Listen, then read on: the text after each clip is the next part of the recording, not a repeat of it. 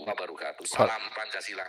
Waalaikumsalam warahmatullahi wabarakatuh. Salam Pancasila, Gus Ilyas. Ya, jadi kita berharap mari bersatu, saudara. Kita bersatu untuk satu kata, yaitu memperjuangkan Indonesia, persatuan Indonesia ya, jangan mau dipecah belah. Maka kita suarakan oknum-oknum yang mencoba untuk mengadu domba kita, membodoh-bodohin kita, yang ngaku-ngaku cucu Nabi, ngaku-ngaku keturunan Rasulullah tapi tidak bisa terbukti atau tidak bisa membuktikan. Ya, itu namanya palsu. Nah, keturunan imigran Yaman ini sekarang sudah semakin panik karena mereka ya secara perlahan-lahan tetapi pasti ditinggalkan oleh muhibin yang selama ini menjadi bemper mereka. Mereka congkak sombong berani ya karena masih banyaknya muhibin ya. Tetapi seiring perjalanan waktu kita yakin walaupun mungkin membutuhkan waktu yang relatif lama karena memang mereka sudah mendoktrin juga sudah terlalu lama, kita berharap saudaraku Indonesia ke depan kalau perlu semuanya 100%, tidak usah percaya kepada Ba'alawi yang mengaku-ngaku sebagai cucu Nabi Muhammad Shallallahu Alaihi Wasallam. Karena ternyata berdasarkan tes DNA mereka bukan cucu Nabi Muhammad Shallallahu Alaihi Wasallam. Tes DNA adalah menjadi momok bagi mereka, menjadi hal yang paling ditakuti oleh mereka. Oleh karena itu kita sampaikan bahwa Ba'alawi bukan cucu Nabi tertolak secara ilmiah, tertolak secara saintifik, bukan fitnah. Oleh karena itu kita tidak usah ragu-ragu ketika apa yang kita sampaikan itu adalah dasarnya ilmiah, bukan fitnah.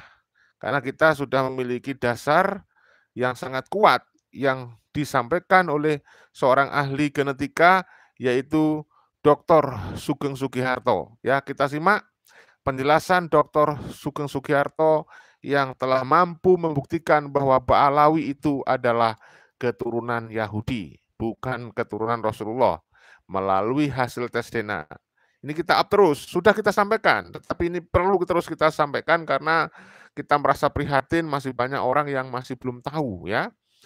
Oleh karena itu kita terus sampaikan supaya semakin banyak orang yang tahu ya berdasarkan tes DNA mereka bukan keturunan Rasulullah tetapi terindikasi kuat sebagai keturunan Yahudi. Kita duga sebagai keturunan Yahudi karena ada dasar ilmiah, bukan fitnah. Memang tidak gampang untuk menyadarkan masyarakat karena masyarakat sudah banyak yang terdoktrin secara bertahun-tahun, secara turun-temurun ya. Kita simak penjelasan dari Dr. Sugeng Sugiharto berikut ini. Silakan simak baik-baik saudaraku, ini penting. Kan persoalannya kan polemik tentang sosok Bedila, sosok historis apa fiktif, apa historis. Nah, kita ingin men-tracking bahwa jika sosok Ubaidillah adalah sosok historis, apakah bisa dengan tracking DNA ini mengatakan bahwa iya Ubaidillah di sini, kemudian kakek bersamanya iya di situ di Ubaidillah. Itu pasti bisa, Nabi Adam aja bisa. Masalahnya orangnya jadi fiktif atau nyata itu aja. Orangnya jadi fiktif atau nyata, begitu aja. Jadi kalau pilihannya begini, Ubaidillah tuh kalau kakek bersama seluruh Balawi sekarang nggak mungkin. Kemarin Kamil Rumel saya nggak sempat jawab ya, kan bilang ada Asegaf. Yang J1 ada, yang G ada, itu udah nggak mungkin dari satu kakek kan, kalau saya gitu.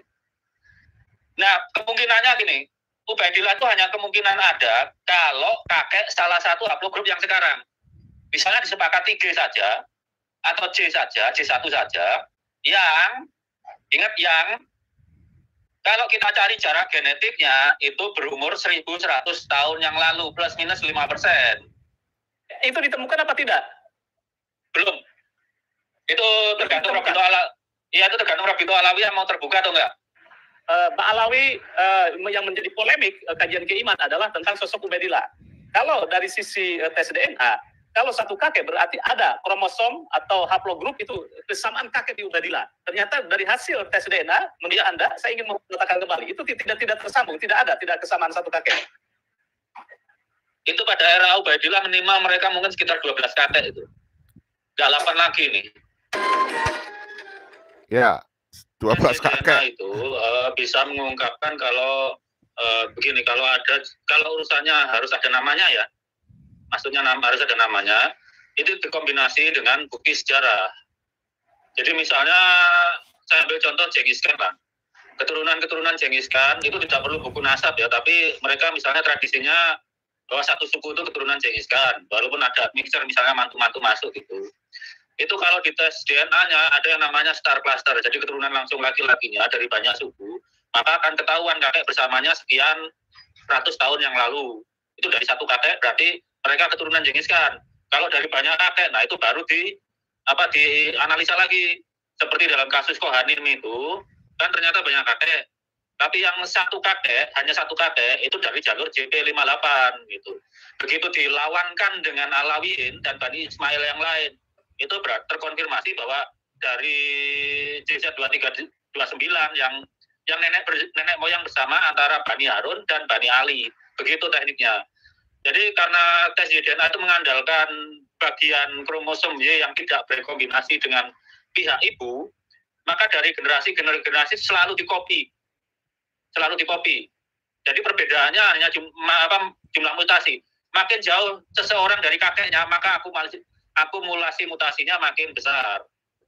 Karena itu tes DNA digunakan untuk memvalidasi nasab. Jadi kalau saya ambil contoh begini, antara sesama Alawiyin itu perbedaan mutasinya sekitar 9-11. Tapi begitu Kohanim dengan Alawiyin itu antara 30-60. Kan besar kan?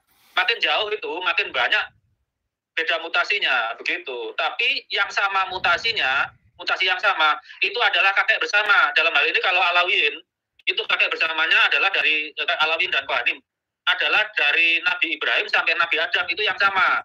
Yang berbeda itu dipakai untuk mencari umur bedanya, umur divergensinya, begitu.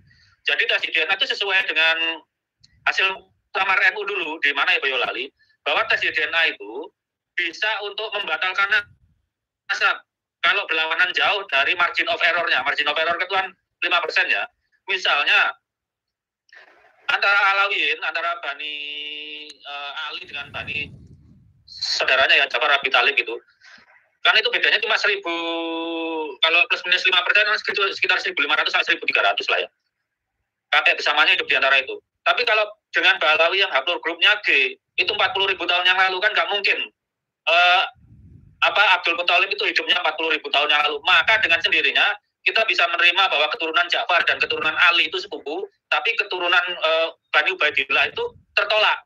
Dalam menyeleksi nasab itu, yang kita dulukan tertolak, membuangnya tertolak. Kalau dalam bahasa pertanian, pruning dulu. Yang tertolak itu dikeluarkan. Jadi kita bisa konsentrasi yang paling mungkin. Itu saya rasa.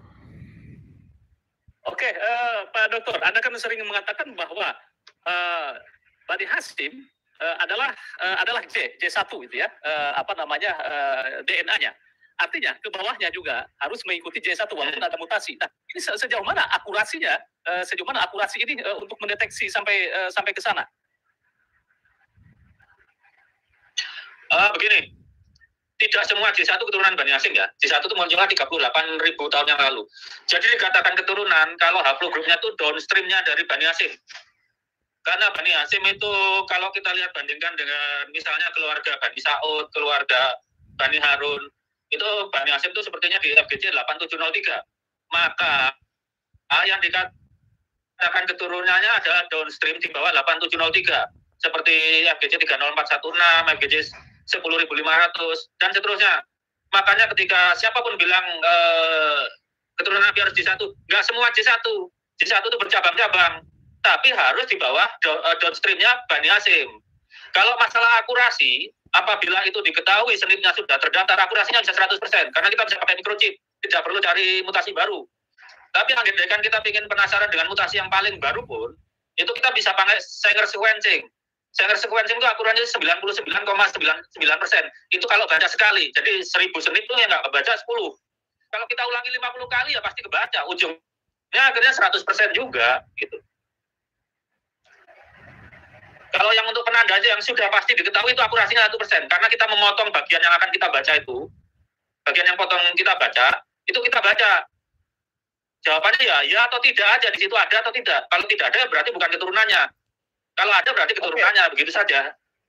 Ya, Pak Dokter, DNA haplogrup Nabi Muhammad SAW itu menurut Anda, itu hasil dari tes-tes yang sudah dilakukan, itu harus kemana ini? Harus J berapa atau haplogrupnya kemana itu ya?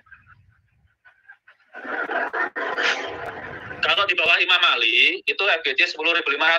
Cuma kalau Imam Ali kan anaknya laki-lakinya tuh yang sambung masih bertahan sampai sekarang ya, keturunannya itu kan 5 cabang.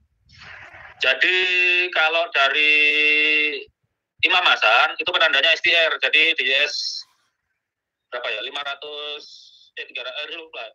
Sebentar, saya lihat dulu. Nanti sebelum saya, jadi FGJ 500 plus STR-nya ya itu kalau Imam Hasan, kalau Imam Husain itu FGJ 30416. Itu jadi penandanya itu. Kalau mencari itu saja, itu pasti akurasinya 100%. Karena kita memotong bagian yang itu saja. Gitu.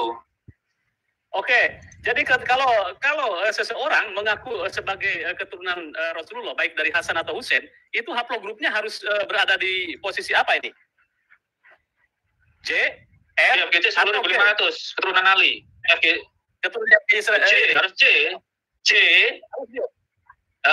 J tapi cabangnya di FGJ 10.500. Gini. Kalau Imam Husain ya, penanda Imam Husain itu penanda pertamanya harus ada J1. Kedua harus ada MGJ 10.500. 2. Ketiga harus ada minimal ya, ini minimal ya. Itu harus ada JFGJ 30416. Jadi minimalnya 3 itu. Kalau Imam Hasan harus ada J1, jadi M267. Kedua adalah MGJ 10.500. Ketiga ada di STR-nya, yaitu DS 513. Itu panjangnya 12 kali ulangan. Itu untuk sampai saat ini. Karena Imam Hasan itu anaknya banyak. Apa? Ya, oke. Kalau Imam Ya, hasil Ba'alawi sekarang dok ada yang seperti itu belum? Ba'alawi yang mengaku Ba'alawi ada 2 orang yang keturunan satu Imam Husain, satu Imam Hasan. Itu sudah menunjukkan masalah. Karena dari Ba'alawi itu ngaku Al-Husaini. Jadi kok bisa ada Imam Hasan masuk? Itu kan aneh. Yang satu dari Imam Husain itu kalau menurut DNA-nya dari adminnya itu adalah Bani Al-Musawi, keturunan Musa Al-Kadim. Jadi sepanjang apa ya? Saya belum bisa menilai sepanjang yang bersangkutan kemarin disebut namanya oleh Mas Rumail Ihab itu belum mengirim file VCF-nya, file mentah pemeriksaannya. Dalam hal ini kan kalau kita sering beredar, gimana? Silakan. Saya baca juga tulisan Gus Rumel ini tadi Pak Dokter mengatakan bahwa tentang Kohanim ya. Di sini ini tulisan-tulisan Gus Rumel, mungkin nanti bisa dikasih Tuan ya. Bahwa Yahudi Kohanim daftar haplogrupnya keturunan mereka ini update 4 Oktober 2003 nih. Ini saya coba kompilasi di sini. Adalah J2 M318 keluarga Rabi di Jakarta dan Tunisia, J2 R dan G2A1A klan Spira, R L584 subkelas klan Rapaporto dan EM5 klan Luri. Ini secara statistik keturunan Yahudi harus ada di haplogrup D, baik J1 ke bawahnya atau J2 ke bawah. Ternyata klan-klan dari suku Kohanim yang endogamis tadi tidak berada dalam haplogrup yang sama, walaupun sampel-sampel yang memiliki haplogrup dari klan-klan ini berada dalam satu marga. Pertanyaan kenapa keturunan suku Kohanim yang bahkan tidak memperbolehkan pernikahan dengan non-Kohanim meskipun sudah berpindah agama ke Yahudi memiliki sebaran haplogrup yang beragam. Ada R, G, dan E seperti daftar di atas. Nah, ini mungkin sedikit diberikan pencerahan ini. Nanti mungkin Gus Rumel saya juga mau pertanyakan maksud dari literasi ini apa? Oke. Sekarang begini, andaikan endogami, terus Anda pergi ke suatu wilayah tertentu, terus garis laki-laki Anda punah, apa Anda memaksa wanita-wanita Anda tidak menikah? Kan enggak. Itu ada tesis Profesor Wetley itu, bahwa kalau terjadi misalnya isolasi, kepunahan lelaki, ya terpaksa harus ada substitusi kan, yang menggantikan. Manusia itu tidak bisa menjamin keturunan laki-lakinya lanjut lurus. Itu kalau Mas Rumel nggak ngerti lah. Mas Rumel itu distribusi poison aja nggak ngerti, jadi gimana dia bisa menghitung kepunahan? Nggak bisa. Itu anak-anak yang biologi genetika populasi yang mengerti. Jadi begini, perhitungan profesor dari Michael Hammer, minimalnya dalam Kohanim itu kalau 3.000 tahun yang lalu, paling nggak harus ada 100 orang dengan 10 haplogroup kalau bertahan sampai sekarang. Itu ada kalkulasinya, jadi ada koefisien berapa kali kemungkinan punahnya itu ada. Selalu ada. Tapi yang menarik tadi ya, yang menarik coba perhatikan sebagian besar. Itu J2 terus kecuali G ya, R dan E itu kayaknya wilayah yang deket-deket dengan istrinya Nabi Ibrahim. Saya menduga sebagian Kohanim itu ponakan-ponakan Nabi Ibrahim dari istri itu mungkin. E itu banyak di Mesir. Kemudian R itu terutama R1B juga banyak di Mesir. J2 itu Arab yang asli. Kalau G itu dari Kaukasia, bukan dari Timur Tengah. Jadi kalau dugaan awal saya, Kohanim di awal itu sesuai pendapat dari Profesor Michael Hammer. Ini parahnya Mas Rumel ini. Jadi pembahasan dari papernya dan kesimpulan dari peneliti aslinya tidak disampaikan. Peneliti aslinya, Profesor Michael Hammer itu bilang dari awal bapaknya itu sudah lebih dari satu. Pendirinya itu sudah lebih dari satu. Kedua, selama akumulasi waktu diaspora itu kan terusir ya. Terusir ketika diserbu, berapa kali itu diserbu? Dari zaman Nebukadnezar terusir sampai terusir Romawi juga kan. Itu kan nyebar kemana-mana. Kalau sampai terisolasi terus laki-lakinya punah mau diapakan perempuannya? Endogami nggak ngaruh di situ. Harus ada pengganti laki-lakinya. Akhirnya jalur mantu itu. Iya kan? Akhirnya jalur mantu itu. Iya. Kita keserutannya jalur mantu. Jadi manusia itu tidak bisa menjamin keturunannya berlangsung. Itu Allah yang menentukan. Sekarang kalau misalnya keturunan saya suatu titik perempuan semua, dan saya berkeras endogami, apa saya kan zolim kepada anak keturunan perempuan saya nggak boleh nikah gara-gara nggak sepupu. Ya akhirnya ngambil orang lain lah. Itu aturan Allah untuk keragaman genetik kita bahwa nggak semua laki-laki itu punya keturunan laki-laki. Jadi secara natural kalau rangka rata-rata satu ya, setiap laki-laki punya anak laki-laki satu. Misalnya 100 populasi ya, 100 orang laki-laki, itu anak laki-lakinya rata-rata satu, angkanya satu, maka sekitar 37,5% itu tidak punya anak laki-laki. Itu sudah dibuktikan di mana-mana itu. Untuk populasi Badui Palestina sudah terbukti, terus beberapa klan-klan bangsawan Eropa juga begitu. Itu pakai ngikuti distribusi Poisson itu. Udah pelajaran yang lumrah di statistik itu.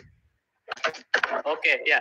Kembali lagi kepada fokus utama bahwa kita mengulas tentang tes DNA. Apakah menjadi sebuah solusi polemik nasab habaib? Nah, menurut Anda Pak Dokter itu ya. Jadi sejauh ini yang Anda ketahui tadi mungkin bisa direview kembali itu ya. Apakah Mbak Alawi itu mencerminkan DNA-nya atau haplogrupnya satu rumpun ke Rasulullah atau seperti apa nih?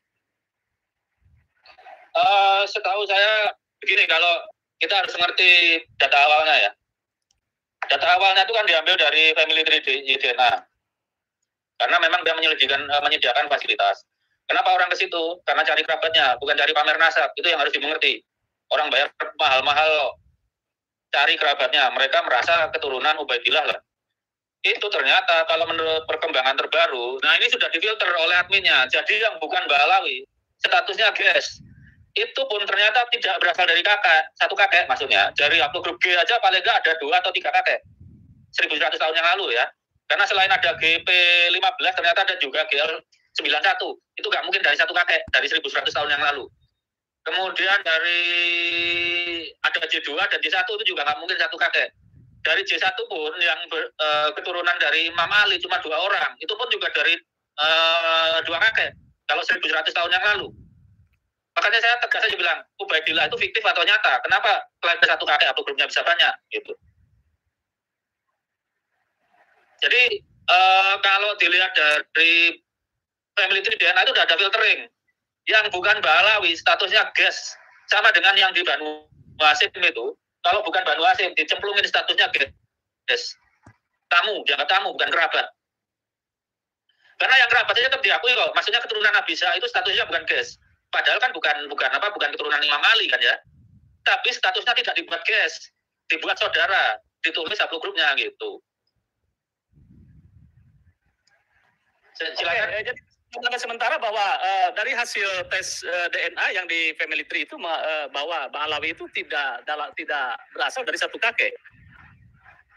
Tidak berasal dari satu kakek yang dikenal sebagai Ubaidillah di situ. Tidak ketemu di situ titiknya. Iya. Tidak ketemu. Jadi yang sesuai timeframe, bahkan klaster dari yang di Indonesia yang marganya gampang kita kenal itu kakek bersamanya 900 tahun yang lalu. Sementara Ubaidillah kan 1100 tahun yang lalu. Nah, dari 900 sampai 1100 tahun yang lalu itu gimana? Itu teorinya yang mungkin kalau dari Ubaidillah sampai 900 itu anaknya cuma satu terus yang berketurunan tuh ya. Kalau yang ada sampai ada anak lain yang berketurunan harusnya bercabang. Jadi kalau ngikutin teori filogeni dari Ubaidillah sampai kalau nggak salah 900 itu Muhammad Sohib Mirbat ya. Di atasnya kalau dia pun Muhammad Sohib Mirbat itu nggak punya sepupu yang berketurunan itu masuk akal. Tapi bagaimana menerangkan dengan Ba'alawi yang bukan GY 32612 ini? Misalnya yang dari GL 91 gimana menerangkannya? Dari misalnya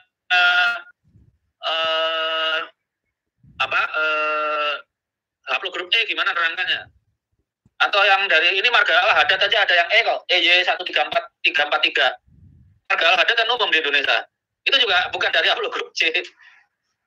Oke, gitu ya. Jadi kalau bisa disimpulkan bahwa akurasi haplogrup itu kalau ke atasnya satu kakek itu minimal ada kesamaan di haplogrupnya. Apakah J atau G atau E atau R begitu, Pak Sugeng? Jadi kesamaannya dari kakek bersama sampai Nabi Adam itu senipnya harus ada semua.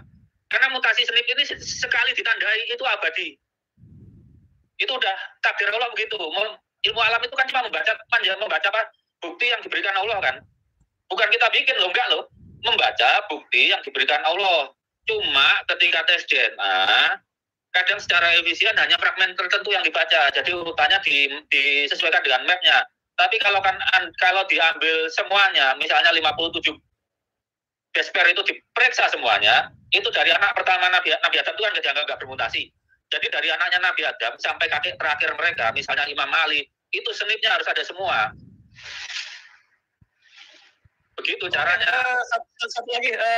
Satu lagi pertanyaannya gitu ya. Saya ingin menandaskan saja itu ya. Ba'alawi yang menjadi polemik kajian keiman adalah tentang sosok Ubaidillah.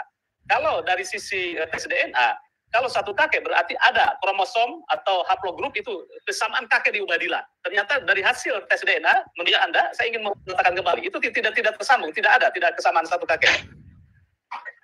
Itu pada era Ubaidillah minimal mereka mungkin sekitar 12 kakek itu. Nggak 8 lagi nih. Ya, menangkapkan pertanyaan saya. Ini kan persoalannya kan polemik tentang sosok Ubaidillah.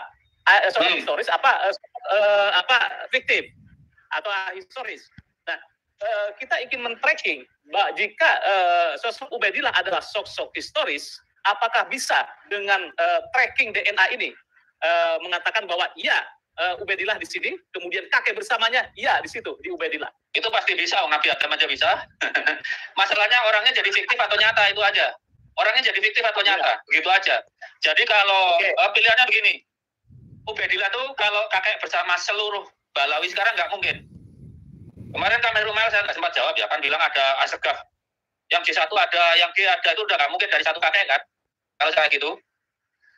Nah, kemungkinannya gini, Ubaidillah itu hanya kemungkinan ada kalau kakek salah satu haplogrup yang sekarang. Misalnya disepakati G saja, atau J saja, J1 saja, yang kalau kita cari jarak genetiknya itu berumur 1100 tahun yang lalu, plus minus 5%. Itu ditemukan apa tidak? Belum. Itu tergantung Rabito Alawi yang mau terbuka atau enggak. Kalau enggak terbuka ya kita fiktifkan saja, simpel aja. Karena Bani Sa'ud, keturunan Ismail mau terbuka, buka tes DNA yang sudah ketemu, FGC2. Bani Falasi juga keturunan Adnan terbuka, ada. Dari Al-Irsyad, setidaknya Bajamal, Baswedan, terus Al-Qatiri yang J1. Mereka sudah ngasih tahu, walaupun lewat, kalau Bajamal dan Baswedan itu ada di proyek Yaman, kalau Al-Qatiri saya diberitahu secara personal. Tapi saya cocokkan itu keturunan Nabi Ismail. Jadi kurang lebih seperti itu. Ya, betul, saudaraku. Jadi tegas lugas ya. Tegas lugas dari Dr. Sugeng yang sudah menjelaskan Ba'alawi terbukti bukan zuriat Nabi Muhammad SAW, tetapi justru terindikasi kuat sebagai keturunan Yahudi, ya. Saudara-saudara, saya minta maaf ya, saya tidak bisa membaca komentar Anda semuanya pada video kali ini, karena waktu yang relatif terbatas. Saya sampaikan terima kasih yang sebesar-besarnya. Lanjutkan komentar-komentar Anda, opini Anda di kolom komentar. Saya yakin akan dibaca oleh Muhyiddin dan juga para oknum Habib. Mudah-mudahan komentar Anda menjadi media pembelajaran, penyadaran, ya, edukasi, pencerahan kepada Muhyiddin dan oknum Habib Ba'alawi.